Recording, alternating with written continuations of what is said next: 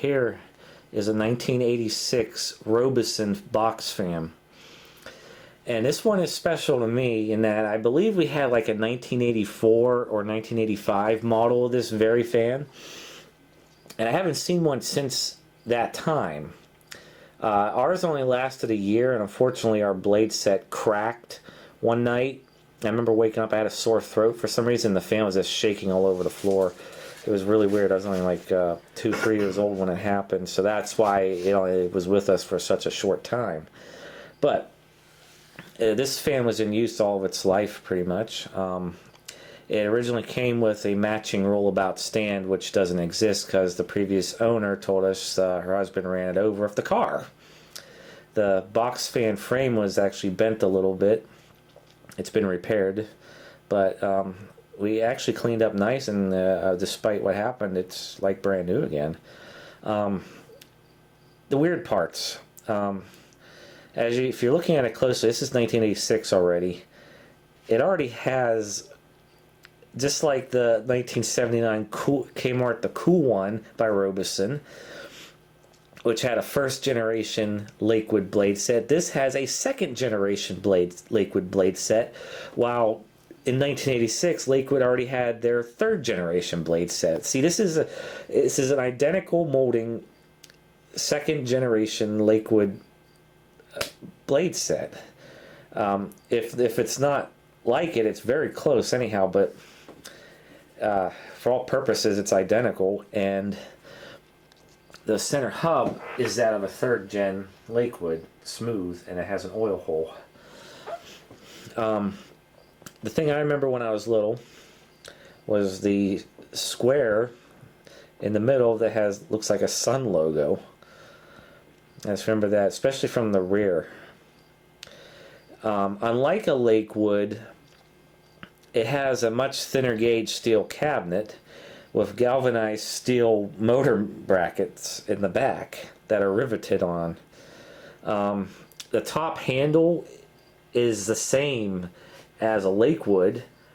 In fact, this fan was missing said handle. We actually put a Lakewood handle on it. Other than like maybe the texture of it, if I remember Robeson correctly, there is no difference. It's even the same color. It's the same proper color too. The only real difference is the speed control knob. This Robeson speed control knob and the label are the same as the fans I remember they had from the 90s, because we had a 91 Robeson that had what I would call Robeson's third generation plastic blade set, which was definitely not related to Lakewood in any way, shape, or form, unlike this fan. Go ahead and turn it to its side. Oh wait, before you do, hold on, I just want to say one more thing. Another thing that's odd about this, and I remember it has 3 sets of screws per side except the bottom. Bottom only has 2. The centerpiece is where they actually riveted the cabinet together.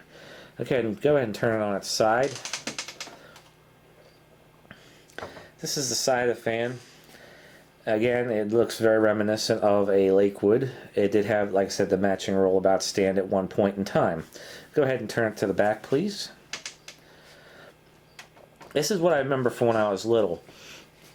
I remember when I was little, I thought this fan, because I was only 2 years old at the time, in my mind I thought it was a Lakewood. It's not a Lakewood, but it's just like it. Macmillan motor. And this is an 86 model, so it still has the full-size Macmillan motor with the motor end bell has the full, it covers the shaft. It's not open on both ends. And the blade set's the same as a second-gen Lakewood. Now, this is what I remember when I was little, was this square with the sun logo in it. And I remember it just covered enough of the motor to where you only left the vent holes visible. And as you can see, there's the galvanized steel motor brackets riveted to the frame. They're not even painted. It's really weird. And because this was a stand fan, the power cord actually comes out the bottom. And so we just put some clear rubber feet on it to elevate the fan, so it doesn't rest directly on the cord. But yeah, the power cord actually comes out the bottom of this fan. So it's like a really weird Lakewood cousin, I guess you could say. I don't know what you'd call it. It's just, these fans are so weird. This is our first Robeson, and it just so happens to be almost this. Actually, I should say it is the same fan we had back in '84 and '85. Go ahead and put it on high.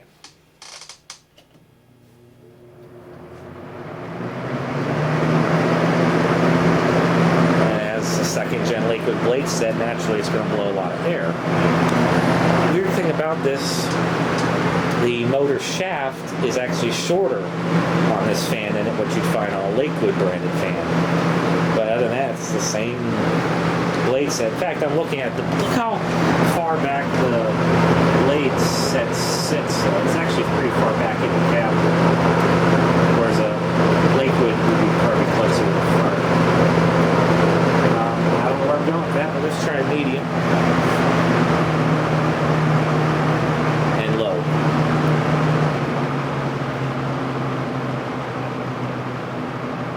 Okay, turn it off.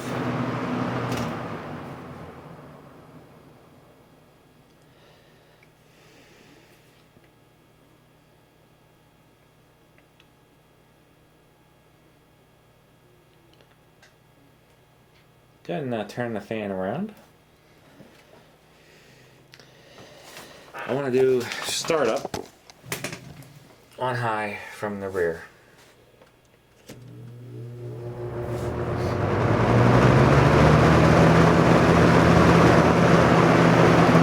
And just go right to off.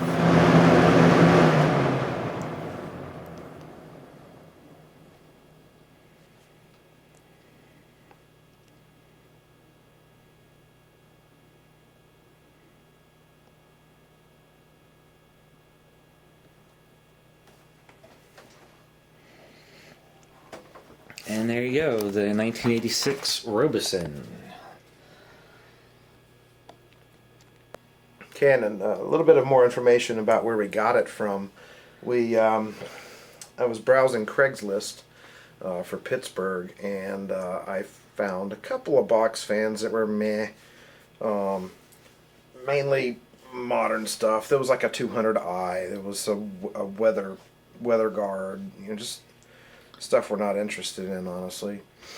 And then I came across a Ranch and Farm brand high velocity fan. It's one of those, I don't know, what is it, Alaska or Black & Decker? It's got like the 20-inch. No, it's a PMX. A PMX. Or as Emerson says, a PMS brand. Yes. With those weird carbon plastic blades or whatever they are, that are, there's 6 blades. They're rectangular all the way to the end, and they kind of curve like this. And anyway, it was one of those. They wanted $25 for it, and she said in the listing on Craigslist, hey, if you want to pick it up, I'll throw in this, in her words, this old junk fan. And so I went down to pick it up. I called her, and she said, yeah, pick it up. And I took her $25. It was probably about,